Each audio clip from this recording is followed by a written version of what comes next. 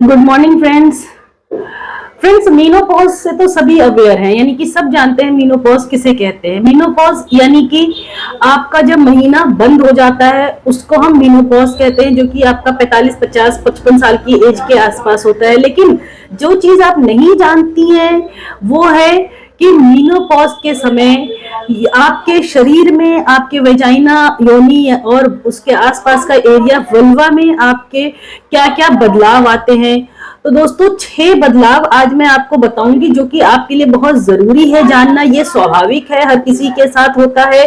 जिस तरह से दोस्तों प्यूबर्टी के समय, यानी कि लड़की जब बड़ी होती है उसको फर्स्ट टाइम पीरियड आता है, मीनार्क कहते हैं जिसे, कि उसके बहुत सारे बदलाव उसे महसूस होते हैं जो कि फर्स्ट टाइम उसकी लाइफ में हो रहा होता है। तो थोड़ा सा उसे कंफ्यूजन भी होता है कि उसके साथ क्या हो रहा है और क्यों हो रहा है इस तरह से। और जिस तरह से प्रेगनेंसी में और डिलीवरी के समय जब आपके अंदर बदलाव आते हैं वो भी आप फर्स्ट टाइम एक्सपीरियंस करते हो कि ये सब चीजें क्यों हो रहा है, आपके साथ कैसे हो रहा है, क्या वो आप समझ नहीं पाती हो उस चीज को। तो इसी तरह से दोस्तों मेनोपॉज के समय भी आपकी बॉडी में बहुत सारे बदलाव आते हैं, और उसके लिए जो रिस्पॉन्सिबल एक हार्मोन है जो बहुत बड़ा कल्प्रिट कहलाता है उस चीज का, वो है आपका ईस्ट्रोजन हार्मोन। ईस्ट्रोजन हार्मोन आपकी बॉडी में कम होने लगता है, जिसकी वजह से आपको आपके शरीर में, आपके वल्वा विजाइना एरिया में बहुत सारे बदलाव महसूस होते हैं। कुछ ऐसे होते हैं जो आपको पता नहीं चलते हैं और कुछ ऐसे होते हैं जो आपको एक्सटर्नली बाहरी तौर पे दिखाई देते हैं। तो दोस्तों आज मैं आपको डॉक्टर शैला नाज आपको इस वीडियो में वो 6 बदलाव बताऊंगी कि क्या क्या होता है, और जिससे कि हर किसी को, हर फीमेल को खासतौर से अवेयर होना चाहिए, मालूम होना चाहिए। दोस्तों वीडियो आप अपने दोस्तों के साथ जरूर उसको शेयर करिए। वीडियो पसंद आए तो लाइक करिए, और अगर आपका कोई सवाल है तो आप कमेंट करके पूछ सकते हो। और अगर अभी तक आपने मेरे चैनल को सब्सक्राइब नहीं किया है तो जल्द से जल्द आप चैनल को सब्सक्राइब कर दीजिए। तो जो दोस्तों पहला बदलाव होता है वो है आपका विजाइना यानी योनि और उसके आसपास का जो बाहरी एरिया होता है जिसे हम वल्वा कहते हैं, उसमें जो आपको दिखाई देता है और आपको पता चलता है वो है आपके प्यूबिक हेयर्स का सफेद हो जाना, और साथ ही साथ पतला हो जाना, कम हो जाना। जिस तरह से जब एज बढ़ने लगती है आपके बाल सफेद होने लगते हैं, उसी तरह से आपका जो प्यूबिक हेयर है वो भी सफेद होने लगता है।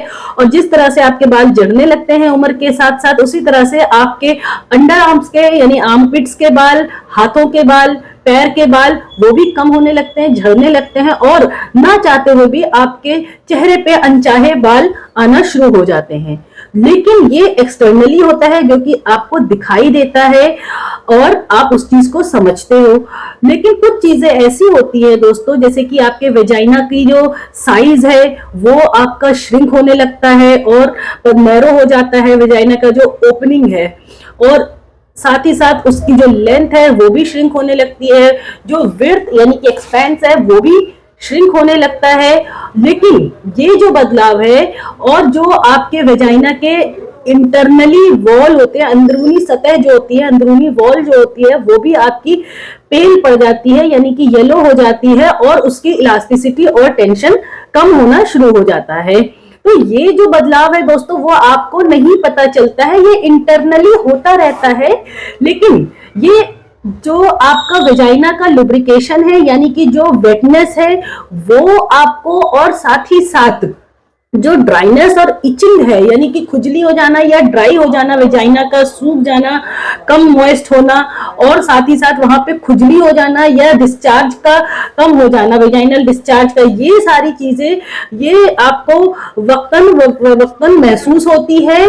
तो इस चीज के बारे में आपको फर्स्ट टाइम तब पता चलता है जब आप सेक्सुअली एक्टिव होते हो, जब आप इंटरकोर्स करते हो, तब आपको ये चीज महसूस होती है कि आपके अंदर लुब्रिकेशन कम हो रहा है, और साथ ही साथ आपको पेनफुल सोल्ड सेक्सुअल एक्ट है आपका, और साथ ही साथ आपको जो वहां की जो आपकी वेजाइना की जो ड्राइनेस है वो बढ़ गई है आपके अंदर। तो ये आपको फर्स्ट टाइम महसूस होता है जब आप इंटरकोर्स करते हो, रिलेशन बनाते हो। तो ये जो प्रॉब्लम होती है दोस्तों, ये कई बार क्या होता है कि बढ़ती जाती है, अगर आप उस चीज को नजरअंदाज करते हो बढ़ती जाती है, और कई बार इतनी ज्यादा बढ़ जाती है कि आप अगर अपने रोजमर्रा के काम भी कर रहे हो या चलना फिरना कर रहे हो, उस समय भी आपको ड्राइनेस, इचिंग और खुजली वगैरह महसूस होती है। तो दोस्तों अब बताती हूँ आपको, जो सेकंड पॉइंट है वो है आपका वल्वा, यानी कि जो एक्सटर्नल जेनिटेलिया है, जिसमें कि आपका क्लाइटोरिस है, लिप्स है, लेबिया है और यूरेथ्रा है। उसमें क्या बदलाव आते हैं, वहां के फैट आपके कम होना शुरू हो जाते हैं, और जो फुलनेस ऑफ लिप्स है वो भी कम होने लगती है। वहां की जो चमड़ी है वो पेल हो जाती है और सैगी हो जाती है, लटकती हुई दिखाई देती है, महसूस होती है आपको, और वहां की जो इलास्टिसिटी है और टोन है वो भी कम हो जाता है। ये सारी चीजें होती हैं दोस्तों। उसके लिए सिर्फ और सिर्फ एक हार्मोन रिस्पॉन्सिबल है, वो है आपका ईस्ट्रोजन, यानी कि ईस्ट्रोजन हार्मोन कम होने लगता है। जो आपका फीमेल हार्मोन जिसे हम कहते हैं वो कम होने लगता है, खत्म होने लगता है, जिसकी वजह से ये सारे बदलाव आपको आपकी वेजाइना और वल्वा में महसूस होते हैं और आपको दिखाई भी देते हैं कई चीजें। अब जो बात करूंगी वो है तीसरा, वो है आपका जलन और खुजली का होना।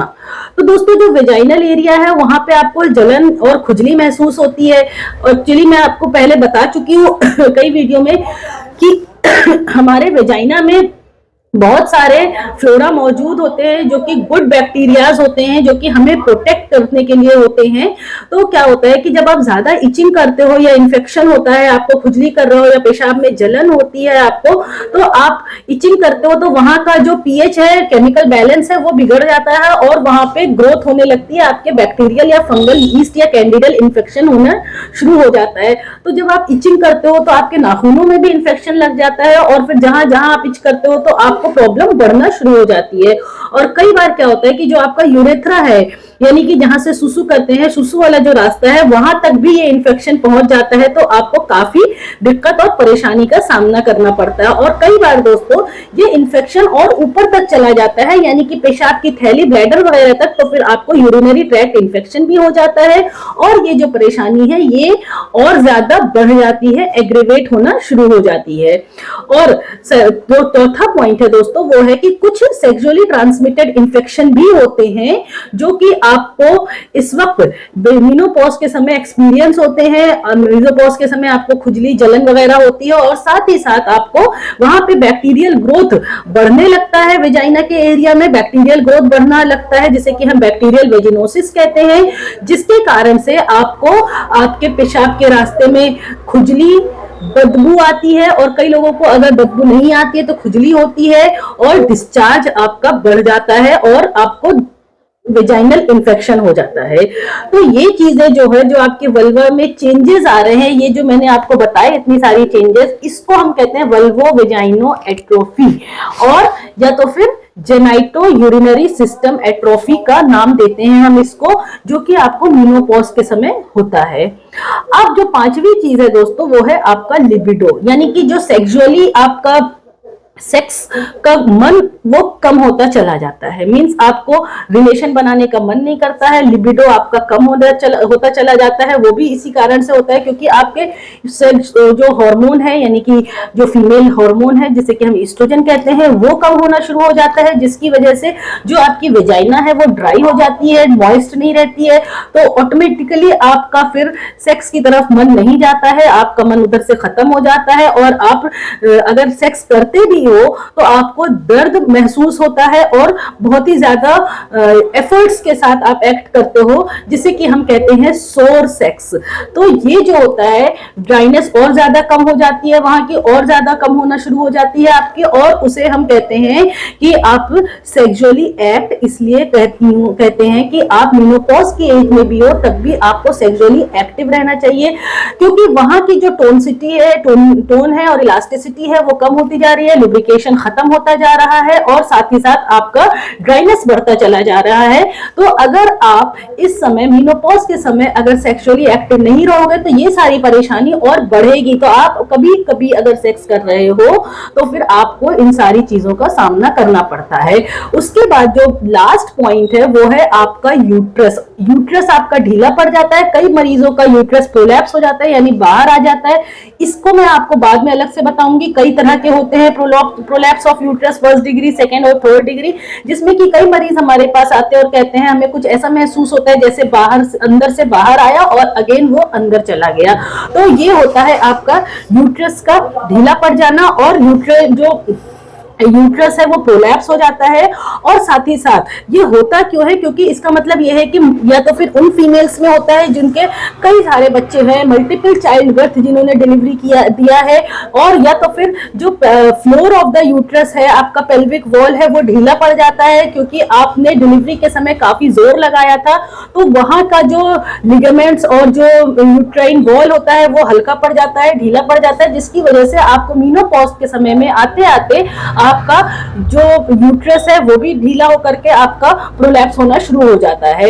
ये भी यहाँ पे रिस्पॉन्सिबल हार्मोन जो एक सबसे बड़ा कल्प्रिट है वो है आपका हार्मोन ईस्ट्रोजन, क्योंकि वो कम होने लगता है जिसकी वजह से ये सारी परेशानियों का आपको सामना करना पड़ता है। दोस्तों अब मैं आपको जल्दी से इसका ट्रीटमेंट बता देती हूँ। देखिए अभी तक मैंने आपको शुरू से वीडियो में यही बताया कि जो हार्मोन है वो कम हो जाता है, तो इसके लिए सबसे ज्यादा जरूरी है आपको कि आप हार्मोन की टैबलेट्स वगैरह लेना शुरू कर दीजिए। और कुछ लोकल क्रीम्स वगैरह आती है जो कि डॉक्टर आपको एडवाइस करेंगे, कुछ इंटरनली कुछ एक्सटर्नली लगाने के लिए, ताकि आपका इचिंग भी कम हो और आपका जो लुब्रिकेशन कम हो गया है और आपको जलन दिक्कत हो रही है उसके लिए आपको टैबलेट्स वगैरह दिए जाएंगे। और हार्मोनल की थेरेपी वगैरह, हार्मोनल रिंग्स भी कई पेशेंट्स को लगाने पड़ जाते हैं कई बार।